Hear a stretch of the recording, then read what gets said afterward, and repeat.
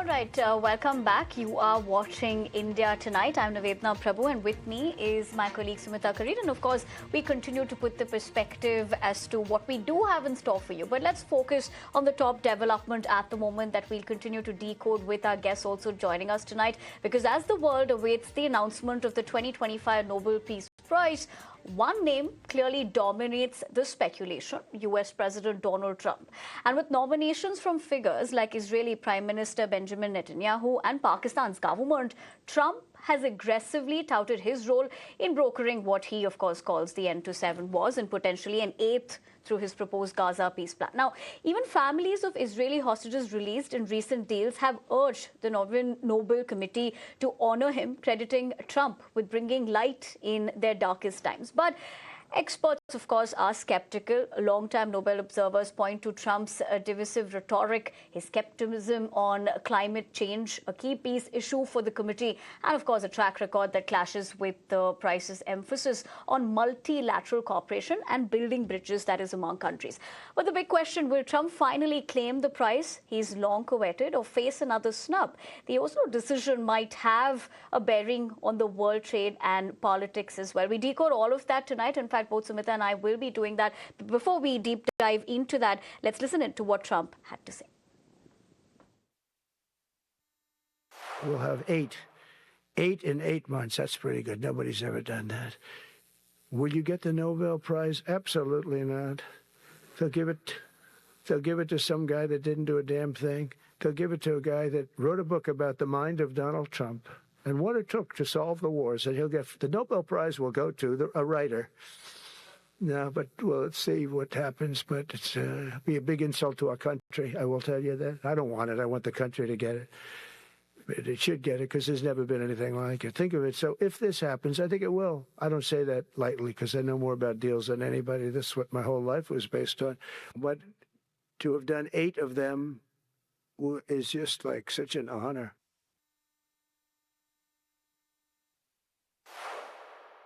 Trump also sounding tentative whether he will face another snub or will he get the coveted Nobel Prize. In fact, to discuss that and more, I'm now joined by Navroop Singh. He's an IPR attorney in Delhi High Court. He's also an author as well. Also joining along with him is Vibhuti Jha. He's an ex-Republican candidate for the New York Assembly. Thank you very much, gentlemen, for taking the time out and speaking to us here on ET. Now, let me come to you first, Mr. Navroop Singh. Will he or won't he? That is the big question. More importantly, can someone who's seen to be fomenting divisions at home be rewarded with a peace award? Very tricky question, I must say, because he claims to have solved 7 wars, but the issue is that, you know, if you look at the conflicts which he cited, Cambodia, Thailand, Rwanda, or Kosovo, there have been long-standing disputes. Even Azerbaijan, Armenia, there's a long-standing dispute. So a small border skirmish like what happened between Cambodia and Thailand, a border clashes that ultimately led to, a ceasefire. But that doesn't mean, enable him for a Nobel Peace Prize per se. And obviously, the biggest controversial claim which he has made is about India-Pakistan. That he got the border wall solved, for which the Pakistani army chief and the Pakistani government has nominated from him. While the categorical stand of the Indian government is very clear that India has never sought any mediation. It was Pakistani DGM who came to India for a ceasefire. However, there is one conflict for which he can get probably, and that would be the Israel-Gaza war, the 8th one which he cited. If we can get that peace going, if we can get the Arab nation, the Israelis and the Palestinians to agree on a peace accord, maybe he may get it.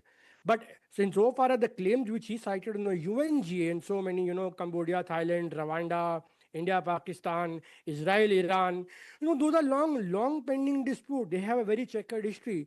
The nuclear enriched uranium is still not available is still not to be found anywhere in Iran. So they are still looking for it, and there are still murmurs that we might have a second wave of attack on Iran. So, I heard few comments day before yesterday on that. So in that way, I think the claim of of him being eligible is a bit specious. At the same time, I would suggest, probably if we can get the Gaza deal through, then probably, he may. and get the Abraham Accord, recognized by so many Arab world countries. That could enable him ultimately. That's my take. But of course, that remains to be seen. All right, Mr. Singh, you make a fair point, opening remarks rather. In fact, we'll come back to you. But Mr. Jha, let me take this to you. You know, given the fact that what President Trump has repeatedly framed himself as a global peacemaker, but his foreign policy has been driven more by optics than outcomes. And look at how the Nobel Peace Prize has often rewarded quite consistent diplomacy and the kind of people who have got it in the past. How do you reconcile that tradition with Trump's confrontational, personality-driven style of statecraft? Thank you very much for having me, and I liked your opening, your statement here, very aptly put. So thank you very much for putting it out. Here is what my theory is. My theory runs something like, smart people make dumb mistakes. Smarter people make even dumber mistakes. So insofar as Mr. Trump is concerned, and I'm a Republican, I have supported his candidacy for his presidential part of it, but he need not have opened his mouth here. Yeah. You know, when you are looking for a reward and recognition and you begin to claim that it belongs to me because I have done so much, you know, you queer your own pitch. So if I were his advisor, I would have said, don't even bother about it.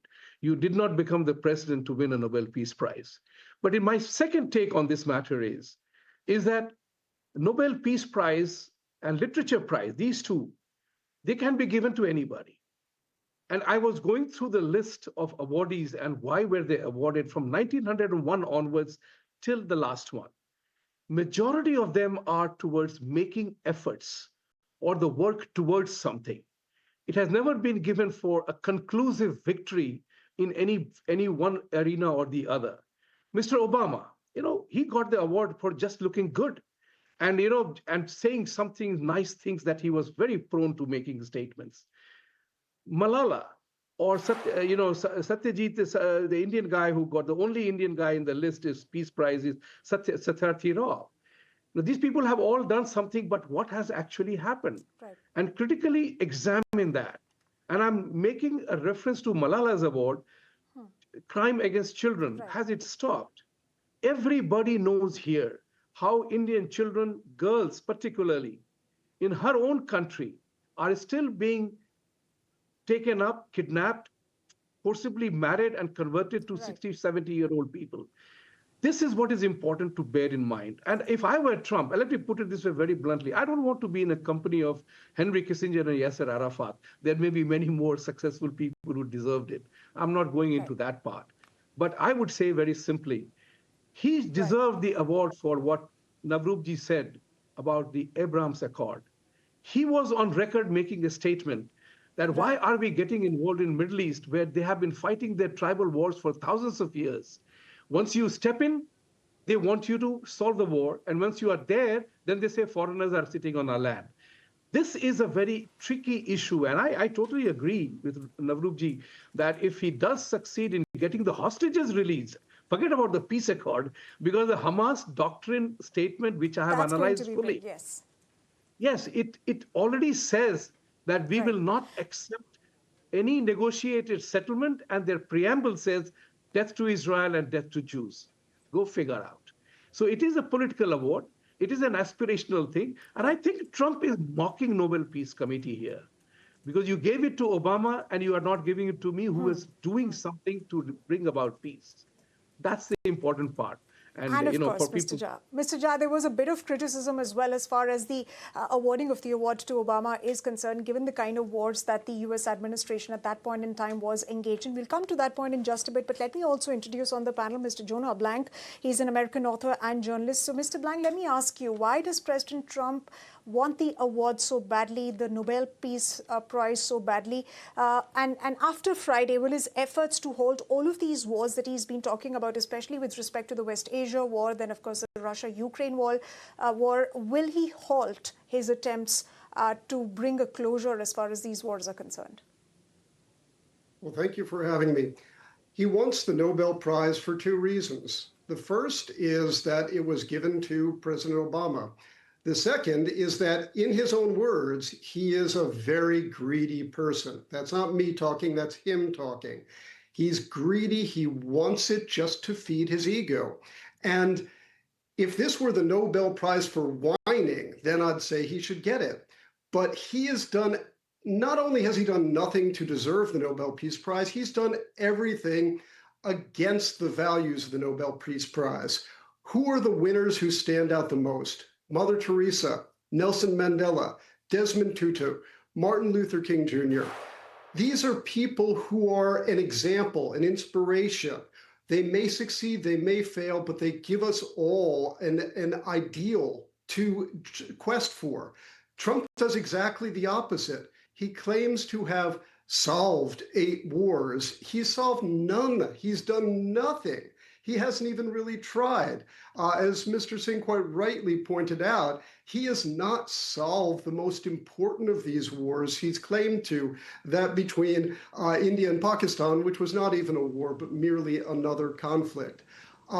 As for whether he could deserve a Nobel Prize by bringing peace to Gaza, well, he's done the opposite of this. He has simply enabled Benjamin Netanyahu to continue a war that the United Nations itself has declared to be a genocide. So let's take a step back. He wants this to feed his own ego, but he is the exact opposite of what the Nobel Peace Prize represents. Fair enough, Mr. Blank. In fact, I do see, Navroop, you smile as well regarding that point. So let me come back to you. And perhaps on a lighter note, remains to be seen, since he's always talking about deals, if Trump would be able to sign one with the Nobel Committee. But Mr. Singh, let me ask you this. You know, peace cannot, of course, be measured merely by deals signed or meetings held. You know, it's really about sustained stability as well. So do you really believe that Trump's foreign policy created this enduring frameworks? And can a polarizing figure like Trump ever fully embody the moral authority associated with the Nobel Peace Prize? See, you know, Trump's foreign policy is a bit of, you know, it's chaotic mess, to speak in a very mild tone. From disrupting global trade to virtually, you know, giving disregard to global structures, be it WHO, be it Paris Accord, be it the WTO Appellate Tribunal, or, you know, ripping apart alliances or forcing countries, allies and friends alike to, you know, cough up money for investments in America, you know, by hook, line, or sinker. And by doing these things, he is not forwarding America's interests as such. His trade war, his tariff wars, and then even at home, he's also a very polarizing figure, as you rightly said. You know, look what's happening in Portland. Look, there are orders being passed against him by the American judiciary, staying his, you know, sending of the National Guard over there. So we've seen all these polarizing figures where there's schisms in America, be it left versus right, be it the anti-immigrant question, or be it with the trade wars across the world, which he's fighting with allies and adversaries alike. So this is not an ideal person who should ideally deserve it. Because you are not building peace. You are actually launching an economic or a trade war on the whole world, on the global economic order. Right, and we do understand that he has some inkling of it. He has some understanding of it, which is why he said a couple of hours back that they will probably, the Nobel Peace Prize Committee will probably give it to somebody who's done nothing, is essentially what he said. But let me come to you, Mr. Jha. How has peace over these past few decades been interpreted, especially as far as controversial years are concerned, by the Nobel Organizing Committee? You were touching upon this particular point. And is there an overhaul which is essentially needed for the Nobel Peace Prize Committee then?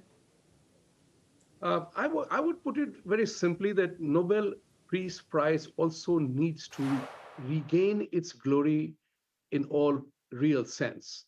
You know, history will be more kind to Trump than Mr. Blank has been.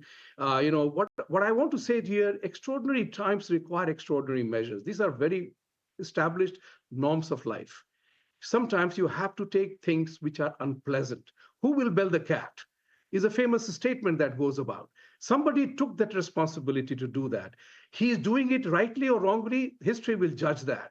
Is he upsetting the apple carts? Of course he is. But if you are pro-immigration or anti-immigration, I'm an immigrant in this country. But I don't want to be hounded by the specter of millions of people coming and ruining my own reputation as an immigrant.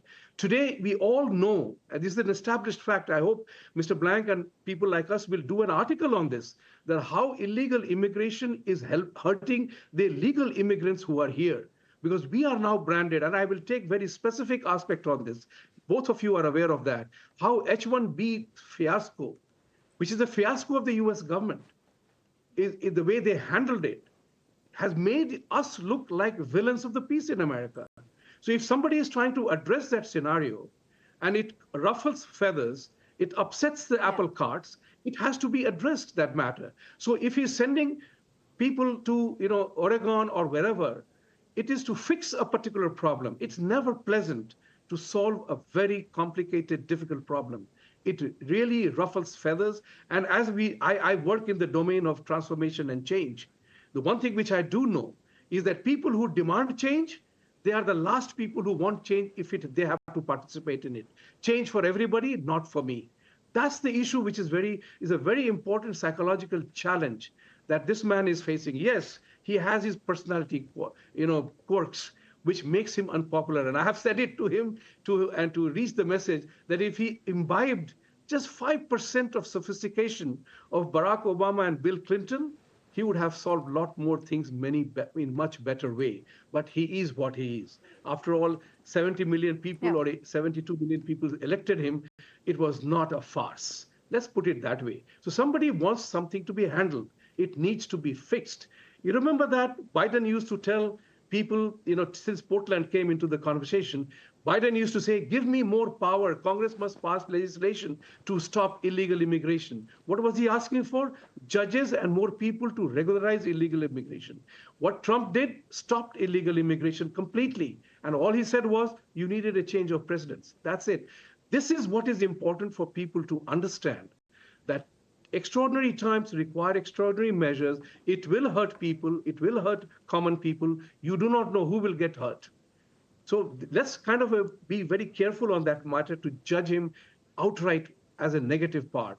But important part is, since we are talking about Nobel Peace Prize, personally speaking, I will give the gone with the wind statement. I don't give a damn whether he wins or not. All right. In fact, that has everybody cracking here, Mr. Jha. But let me take that point to Mr. Blank. Given the fact that what we were discussing earlier, or rather your point about why he would want it, one is, of course, for validation purpose, right? Because his fixation, Mr. Blank, on the prize says more about personal validation and image than about a genuine pursuit, of international harmony. Absolutely. That's absolutely correct. Everything that Donald Trump does ever is all about himself. It's all about personal validation. It's all about getting more money. He's the most corrupt president in American history, and using all of the tools of American power for self-aggrandizement. We can have a civil debate about whether that's good or bad for America. I think it's bad. I respect Mr. Jha's view that it's good. We disagree. That's fine. But there is very little way that I can see to say that this idea, self-aggrandizement, me, is what the Nobel Peace Prize should all be about. The Nobel Peace Prize has had some successes and some failures and a lot that's in between. But I don't think it's ever, even Henry Kissinger, who I think was a monster, I don't think it's ever even been seriously considered for someone who has done the level of harm and the level of moral damage, both to his own nation and to the world, as Donald Trump.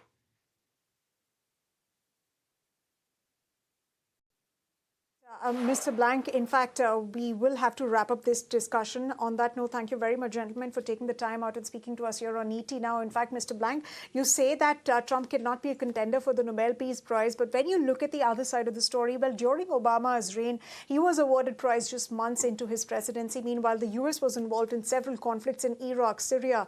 There were military operations in Yemen and Somalia as well, which led to several dying, and which is essentially, some are saying that from that lens, isn't Trump a better contender than Obama? The outcome of that we'll get to know on Friday. But for the moment, thank you very much, gentlemen, for taking the time out and speaking to us here on this important story on ET Now. Thank you.